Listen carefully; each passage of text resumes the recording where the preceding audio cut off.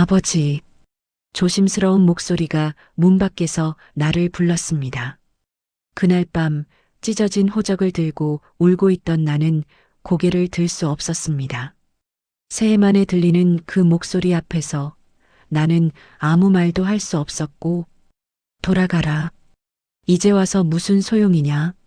하지만 입 밖으로 나온 건 침묵뿐이었습니다. 그의 겨울은 유난히 길었습니다. 산자락에서 내려오는 바람은 초가집의 틈을 하나하나 찾아내듯 파고들었고, 아궁이의 불은 밤마다 힘없이 꺼지곤 했으며, 새벽에 눈을 뜨면 늘 같은 생각이 먼저 들었습니다. 이 집이 이렇게 컸던가 하고 말입니다. 벽은 그대로인데 방안이 자꾸 넓어지는 것 같았고, 그 넓어진 자리는 언제나 비어 있었으며, 아들이 떠난 지 새 해째 되는 겨울이었습니다.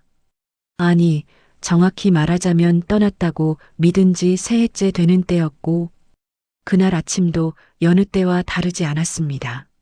나는 장작을 패고 있었고, 그 애는 마루 끝에 앉아 신을 고쳐 신고 있었으며, 다만 그날은 유난히 말이 없었고, 나 역시 묻지 않았습니다.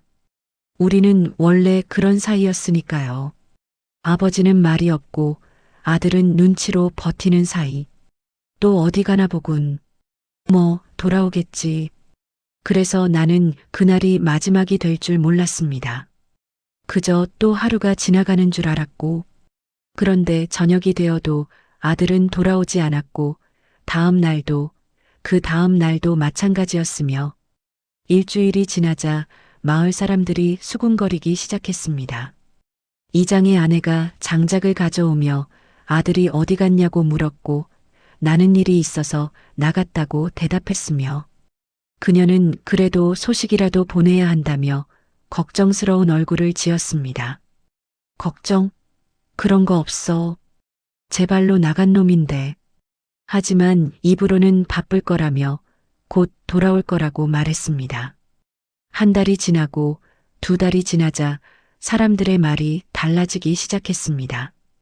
요즘 젊은 것들은 다 그렇다고, 도시로 가면 부모 따위는 있는다고 했으며, 그 말이 내 귀에 박히는 순간 나는 그 말을 붙잡고 놓지 않았습니다. 그게 편했기 때문입니다. 세 번째 겨울이 왔습니다. 장날이면 꼭 누군가가 요즘도 아들 소식이 없냐고 물었고, 처음에는 대답을 피했습니다. 바쁘다 모르겠다 그냥 그렇게 넘겼으며, 하지만 어느 순간부터는 먼저 말하게 되었습니다. 없는 자식이라고. 짧고 단호한 한마디였습니다. 말이 입에 붙자 마음도 그렇게 정리되는 것 같았고, 사람들은 고개를 끄덕이며 동정 섞인 눈으로 나를 보았으며, 불쌍하다는 얼굴들. 보기 싫어. 나는 그 시선을 애써 무시했습니다.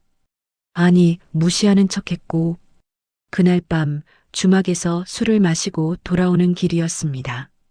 이장이 내 어깨를 툭 치며 너무 마음 쓰지 말라고 했고, 나는 독한 게 아니라 사실을 말하는 거라고 대답했으며, 이장은 그래도 혈육인데 그렇게까지 하냐며 안타까워했지만, 나는 혈육이면 뭐하냐고, 부모를 버린 놈인데 뭐가 중요하냐고 되받아쳤습니다. 입으로는 강하게 말했지만 가슴속은 무너지고 있었습니다. 집에 돌아오자마자 나는 술상을 엎었고, 막걸리가 바닥에 쏟아지며 시큼한 냄새가 퍼졌으며, 그 냄새가 내 속까지 들춰내는 것 같았습니다. 이럴 거면 왜 낳았나? 왜 키웠나?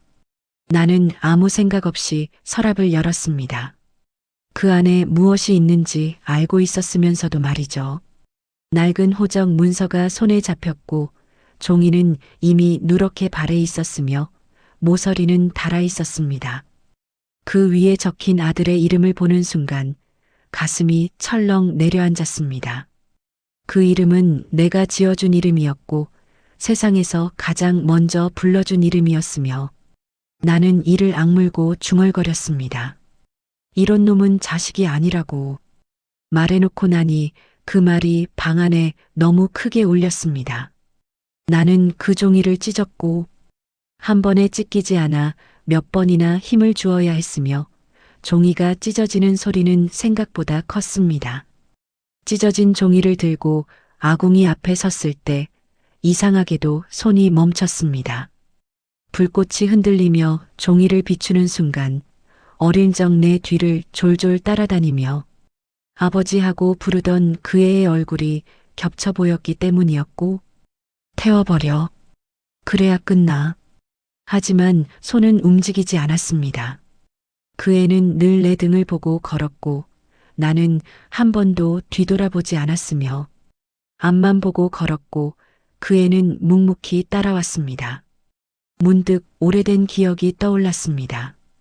그 애가 6살 때였고 처음으로 나를 따라 산에 올랐던 날이었으며 그 애가 힘들다고 했을 때 나는 남자가 그까짓 것도 못 참냐고 말했고 조금만 쉬었다 가면 안 되냐고 물었을 때는 안 된다고 약한 놈이 되고 싶으냐고 쏘아붙였습니다. 그 애는 울음을 삼키며 다시 걸었습니다. 작은 다리로 필사적으로 내 뒤를 따라왔고 정상에 올랐을 때 나는 그 애의 머리를 한번 쓰다듬어 주었습니다. 그리고 잘했다고 그 2글자만 말했고 그 2글자가 그 애에게는 세상 전부였을 겁니다. 그 애는 그날 이후로 한 번도 힘들다는 말을 하지 않았으며 나는 그게 자랑스러웠고 든든했으며 이제 와서 생각해 보니 그건 자랑스러운 게 아니었습니다. 내가 그의 입을 막아버린 것이었고 나는 결국 그 종이를 불에 넣지 못한 채 다시 서랍 깊숙이 밀어 넣었습니다. 그날 밤 처음으로 이런 생각이 들었고 혹시 내가 너무 빨리 등을 돌린 건 아닐까? 하지만 곧 고개를 저었습니다. 이미 끝낸 일이라고 다 끝난 일이라고 스스로를 속였으며 그 뒤로 나는 더 독해졌습니다. 누가 묻지 않아도 먼저 말했고 없는 자식이라고 그런 놈은 내게 없다고 말했습니다. 말하면 할수록 그 말이 진짜가 될 거라 믿었고 그렇게라도 하지 않으면 밤을 견딜 수 없었기 때문이었으며 잠자리에 누우면 문 여는 소리가 들리는 것 같았고 바람 소리에도 괜히 몸이 먼저 일어났으며 부엌에 남아있는 아들이 패다 만 장작과 기둥에 남은 키 표시를 볼 때마다 나는 일부러 시선을 돌렸습니다. 그걸 보고 있으면 없는 자식이라는 말이 거짓이 되어버리는 것 같았기 때문이었고 어느 날 주막 노파가 술김에 툭 던진 말이 내 귓가에 걸렸습니다. 그 아들이 도망간 게 아니라는 소문도 있다는 말이었고 나는 무슨 소리냐며 제 발로 나간 놈인데 무슨 소문이냐고 따졌습니다. 노파는 글쎄 그게 아니라는데 하며 말끝을 흐렸고 나는 술이 과하다며 그만 마시라고 말했습니다. 뭐가 아니라는 거야? 무슨 소문이길래?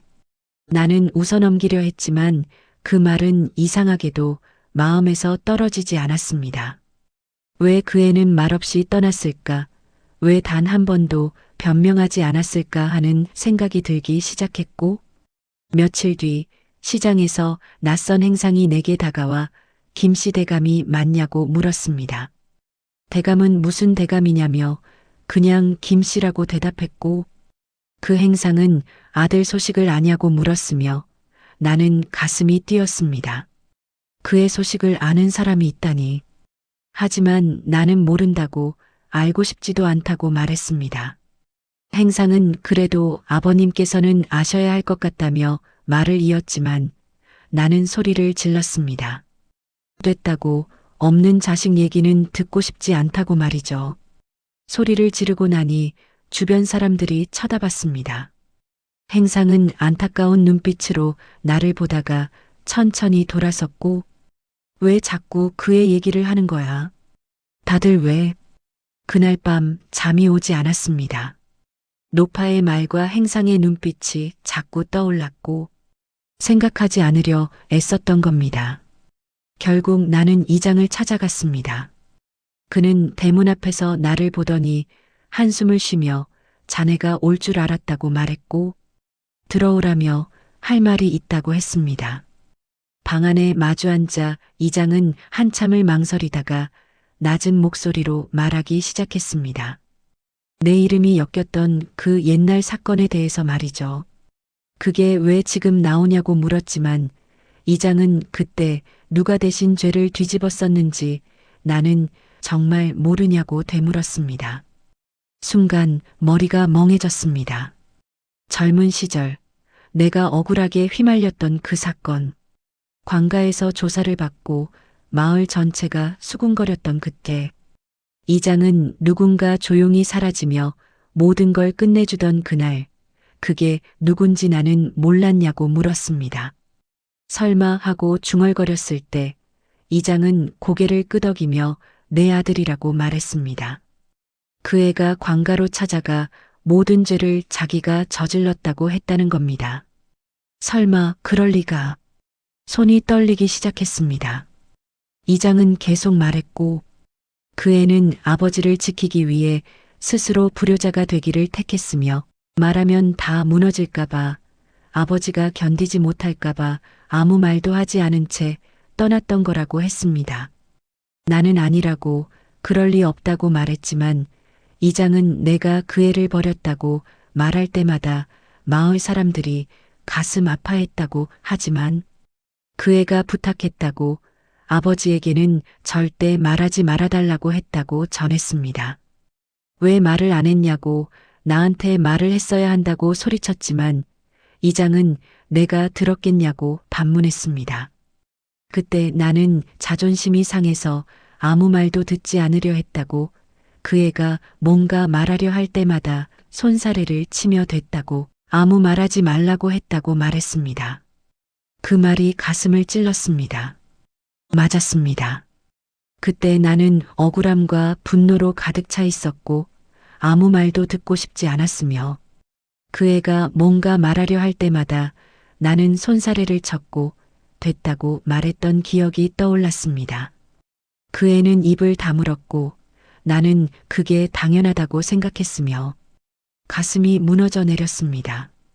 나는 그 자리에 주저앉았고 평생 짐을 짊어진 건 내가 아니라 그 애였다는 걸 그제야 알았습니다.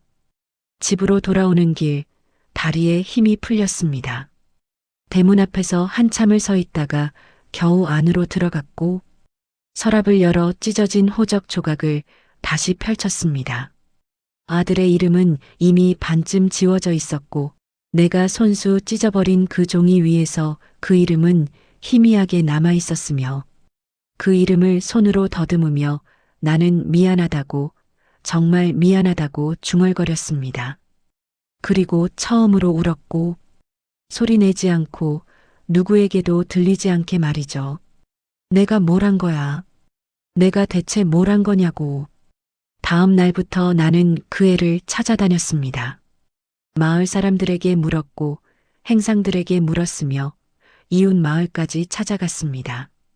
어디 갔냐고 우리 아들이 어디 갔냐고 물어봤지만 아무도 그 애를 본 사람이 없었고 사람들은 글쎄요 몇 년 전에 한 번 본 게 다라며 혹시라도 보면 연락하겠다고 말했지만 그뿐이었습니다. 1년이 지나고 2년이 지나도 소식은 없었으며 나는 매일 밤 서랍을 열어 찢어진 호적을 바라봤습니다. 왜 말을 안 했어? 왜 나한테 한마디도 안 하고 갔어? 그러다 문득 깨달았습니다. 그 애가 말을 못한 게 아니라 내가 들을 준비가 안 되어 있었다는 걸. 그 애는 늘 말하려 했고 나는 늘 듣지 않았으며 장작을 패다가도 밥을 먹다가도 길을 걷다가도 그의 생각이 났습니다. 어릴 적 첫눈이 올 때마다 신나서 뛰어다니던 모습, 내가 아플 때 조심스럽게 물을 떠다 주던 모습, 말없이 내 옆에 앉아 하늘을 보던 모습. 그 모든 순간에 나는 함께 있었지만 정작 그 애를 보지 못했습니다. 그날 밤이었습니다. 눈이 내리던 겨울밤, 문 밖에서 발소리가 들렸고 나는 처음엔 바람 소리려니 했습니다. 하지만 그 발소리는 멈추지 않고 대문 앞까지 다가왔으며 문을 두드리는 소리가 들렸습니다. 나는 떨리는 손으로 문을 열었고 그곳에는 그 애가 서 있었습니다. 새 해가 아니라 5해만이었고 그 애는 많이 수척해져 있었으며 아버지, 조심스러운 목소리로 그 애가 나를 불렀습니다. 나는 입을 때려 했지만 목소리가 나오지 않았고 그 애는 들어오지 않겠다고 그냥 아버지 얼굴만 보고 가려 한다고 말했습니다. 나는 떨리는 목소리로 들어오라고 말했고 그 애가 괜찮다고 하자 다시 한번 들어오라고 소리쳤습니다. 그 애는 조심스럽게 안으로 들어왔습니다. 마루에 앉은 우리는 한참을 말하지 못했고 우리는 오래 말하지 못했습니다. 눈만 마주쳤고 나는 할 말을 찾지 못했으며 그 애의 얼굴을 자세히 보니 눈가에 깊은 주름이 패여 있었고 손등은 거칠게 트여 있었으며 어깨는 많이 굽어 있었습니다. 25에 떠났던 그 애가 이제는 30이 되어 있었고 그 세월이 그 애에게 얼마나 혹독했는지 한눈에 알 수 있었습니다. 그 애는 자기는 아버지가 미워서 떠난 게 아니었다고 말했습니다. 나는 안다고, 이제 다 안다고 대답했고 그 애는 그때 그렇게라도 하지 않으면 아버지가 어떻게 될까봐 그랬다고 말했습니다. 나는 미안하다고, 정말 미안하다고 말했습니다. 그 애는 아니라고, 아버지는 잘못이 없다고 말했지만 나는 아니라고, 내 잘못이라고, 다 내가 잘못한 거라고 말했습니다. 눈물이 흘러내렸습니다. 나는 그 애를 끌어안았고 그 애도 나를 안았으며 얼마나 오래 그렇게 있었는지 모르겠습니다. 그 애의 등을 쓰다듬는데 등뼈가 손에 그대로 느껴졌습니다. 얼마나 고생했으면 이렇게까지 야위었을까. 가슴이 찢어지는 것 같았고 밥은 제대로 먹고 다녔냐고 물었고 그 애는 네, 아버지라고 대답했습니다. 거짓말이라고 이렇게 말랐는데 괜찮을 리가 없다고 말했지만 그 애는 괜찮았다고 정말이라고 말했습니다. 아니야. 괜찮을 리가 없어. 나는 그 애의 얼굴을 두 손으로 감쌌습니다. 그리고 처음으로 평생 처음으로 제대로 된 말을 했고 사랑한다. 아빠가 많이 사랑한다. 저도요, 아버지. 저도 사랑해요. 그 말을 듣는 순간 가슴속에 쌓였던 모든 것이 무너져 내렸습니다. 평생 한 번도 하지 못했던 말, 해야 했던 말, 그 말을 이제야 하게 되었고 나는 내 때문에 힘들었을 거라고 아빠가 너무 무뚝뚝해서 미안하다고 말했습니다. 그 애는 아니라고 아버지는 그게 좋았다고 말은 없으셔도 자기는 알았다고 말했습니다. 뭘 알았냐고 물었고 그 애는 아버지가 자기를 아낀다는 걸 알았다고 매일 아침 일찍 일어나서 아궁이에 불 지피시던 거, 자기가 좋아하는 반찬 몰래 더 담아주시던 거 다 알았다고 말했습니다. 그런 게 사랑이었구나. 내가 표현하지 못했던 것들이. 나는 아빠는 표현을 못해서 미안하다고 말했고 그 애는 한 가지 말씀드려도 되냐고 조심스럽게 물었습니다. 그래, 뭐든 말해보라고 했고 그 애는 자기가 떠나기 전날 밤 아버지 방문 앞에 한참 서 있었다고 문을 두드리고 싶었는데 용기가 안 났다고 말했습니다. 그날 밤 나는 잠이 안 와서 뒤척이고 있었습니다. 문 밖에서 누군가 서 있는 기척을 느꼈지만 나가보지 않았고 그때 나가볼 걸 그랬다고 말했지만 그 애는 아니라고 아버지가 나오셨어도 자기는 말하지 못했을 거라고 그냥 아버지 숨소리라도 듣고 싶어서 서 있었던 거라고 말했습니다. 이 바보야 하고 중얼거렸습니다. 두 사람 다 바보였습니다. 한 발짝만 더 다가갔으면 되는 걸 서로 망설였고 나는 고맙다고 정말 수고했다고 말했습니다. 그 애는 이제 됐다고 아버지가 괜찮으시면 그걸로 됐다고 말했습니다. 그것이 마지막이었습니다. 아들은 다시 떠났고 이번에는 정말 돌아오지 않았습니다. 이장이 나중에 전해준 소식에 따르면 그 애는 몸이 많이 좋지 않았다고 했으며 그날 밤 마지막으로 아버지를 보러 온 것이었다고 했습니다. 이장은 그 친구가 마지막으로 나에게 부탁한 게 있다고 말했습니다. 뭐냐고 물었고 이장은 아버지는 절대 자책하지 말아달라고 자기는 행복했다고 전해달라고 했다며 말을 전했습니다. 그 말을 듣는 순간 다시 눈물이 쏟아졌습니다. 나는 마당에 주저앉아 한참을 울었고 그 애가 떠나던 날 밤에 눈 내리는 풍경이 자꾸만 떠올랐으며 나는 지금도 찢어진 호적을 버리지 못한 채 서랍 속에 넣어두고 살아갑니다. 이름은 지워졌지만 압이라는 자리는 아직 남아있으니까요. 밤이 되면 나는 아무도 없는 방에서 그 애에게 말할 겁니다. 수고했다고, 정말 수고했다고. 아무도 듣지 않지만 그래도 말해야 할 말이었기 때문입니다. 장작을 패다가 문득 고개를 들면 그 애가 내 뒤에 서 있는 것 같습니다. 아버지 하고 부르는 것 같고 나는 이제 뒤돌아봅니다.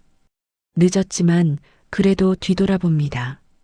응, 아빠 여기 있다 하고 대답하면 바람이 불어오고 그 바람이 내 뺨을 스치면 그게 그 애의 손길 같습니다. 사람이요, 자식을 버렸다고 말하는 순간부터 사실은 자기가 먼저 버려진 사람이 되는 법입니다. 나는 그걸 너무 늦게 알았고 그의 겨울은 유난히 길었고 산자락에서 내려오는 바람은 초가집의 틈을 하나하나 찾아내듯 파고들었으며 아궁이의 불은 밤마다 힘없이 꺼지곤 했습니다. 하지만 이제는 그 빈자리가 조금 다르게 느껴집니다. 비어 있는 게 아니라 그 애가 남긴 사랑으로 가득 차 있다는 걸 이제는 알기 때문이었고 겨울이 가고 봄이 왔습니다. 마당에 풀이 돋아나고 집 앞 나무에 꽃이 피었으며 그 애가 어릴 적 심었던 나무였습니다. 나는 그 나무를 보며 중얼거렸습니다. 잘 자랐구나. 아빠보다 훨씬 더 훌륭하게 자랐다고. 그 나무 아래에 앉아 눈을 감으면 그 애의 웃음소리가 들리는 것 같습니다. 어릴 적 뛰어놀던 발소리, 장작 패는 소리, 밥상 차리는 소리, 모든 소리가 이제는 그리움으로 다가오고 부엌에 남아있던 그 애의 물건들을 이제는 치우지 않습니다. 그 애가 쓰던 밥그릇, 그 애가 앉던 자리, 그 애가 패다 만장작 모두 그대로 두었고 없애는 게 아니라 간직하는 겁니다. 매일 아침 일어나면 밥을 두 그릇 짓습니다. 하나는 내가 먹고 하나는 그 애 앞에 놓아둡니다. 오늘도 밥 먹거라 하고 말을 걸고 식은 밥을 치우며 나는 웃습니다. 미쳤다고 생각할 사람도 있겠지만 나는 이게 좋습니다. 이렇게라도 그 애와 함께 있는 기분이 들어서 마을 사람들이 가끔 찾아와 참 효자였다고 말했습니다. 나는 네, 제가 몰라봤다고 대답했고 사람들은 이제라도 아셨으니 다행이라고 말했지만 나는 다행이라기보단 감사하다고 그 애가 나를 버리지 않아서 감사하다고 말했습니다. 사람들은 아들이 버렸던 게 아니라고 했고 나는 맞다고 제가 먼저 버렸다고 그래도 그 애는 끝까지 아버지라고 불러줬다고 말했습니다. 사람들은 고개를 끄덕이며 돌아갔고 나는 혼자 남아 그 애가 남긴 흔적들을 만집니다. 어느 날은 이장내 손주가 놀러 왔습니다. 그 아이가 마당에서 뛰어노는 모습을 보니 어릴 적 내 아들이 떠올랐고 그 아이가 같이 놀자고 했을 때 나는 그래, 뭐하고 놀까 하고 물었습니다. 술래잡기를 하자고 했고 나는 그 아이와 한참을 놀았습니다. 숨도 차고 다리도 아팠지만 이상하게 행복했고 그 아이를 보며 생각했습니다. 내 아들한테도 이렇게 해줄걸. 하지만 후회만 하고 있을 수는 없습니다. 이장내 손주에게라도 마을 아이들에게라도 내가 내 아들한테 못해준 것들을 해주려 합니다. 그게 그 애가 바라는 일일 것 같아서 밤하늘의 별을 보면 그 중 하나가 그 애일 것 같습니다. 가장 밝게 빛나는 별. 나는 그 별을 보며 손을 흔듭니다. 잘 있거라, 아들아. 아빠는 여기서 잘 살고 있다고 말합니다. 가끔은 그 애에게 하루 일과를 보고합니다. 오늘은 장작을 많이 팼다고, 내가 패다 만 것도 다 썼다고, 밭에 감자도 심었다고, 내가 좋아하던 것이라고 말합니다. 바람이 불면 그게 그 애의 대답 같습니다. 잘하셨어요, 아버지. 그렇게 말하는 것 같고, 어느 날 밤 꿈을 꾸었습니다. 그 애가 어린아이로 돌아와 내 손을 잡고 걷는 꿈이었고, 이번에는 내가 그 애의 손을 놓치지 않았습니다. 꽉 잡고 천천히 걸었으며, 그 애가 아빠 어디 가요? 하고 물었고, 나는 어디든 내가 가고 싶은 곳으로 가자고 대답했습니다. 그 애는 그럼 저 산 너머로 가요. 꽃이 많이 핀대요. 하고 말했고, 나는 그래, 가자, 천천히 가자꾸나. 하고 대답했습니다. 꿈에서 깨어났을 때 베개가 젖어 있었습니다. 하지만 슬프지 않았고, 오히려 마음이 따뜻했습니다. 그 애를 다시 만난 것 같아서, 그것이 자식을 버렸다고 믿었던 한 아버지가 끝내 알게 된 너무 늦은 진실이었습니다. 하지만 그 진실을 알게 된 지금 나는 더 이상 혼자가 아니라는 걸 압니다. 그 애가 남긴 사랑이 이 빈집을 여전히 채우고 있으니까요. 그리고 나는 오늘도 살아갑니다. 그 애가 지켜준 이 삶을 끝까지 제대로 살아내기 위해서 언젠가 그 애를 다시 만나는 날 부끄럽지 않은 아버지로 서기 위해서 아들아, 기다려라. 아빠도 곧 갈게. 그때는 제대로 된 인사를 하마. 하고 속삭이며 나는 또 하루를 시작합니다. 혹은 마음속에 남아있는 누군가를 한 번이라도 떠올리게 했다면, 조용히 구독해 주시면 다음 이야기도 같은 마음으로 들려드리겠습니다.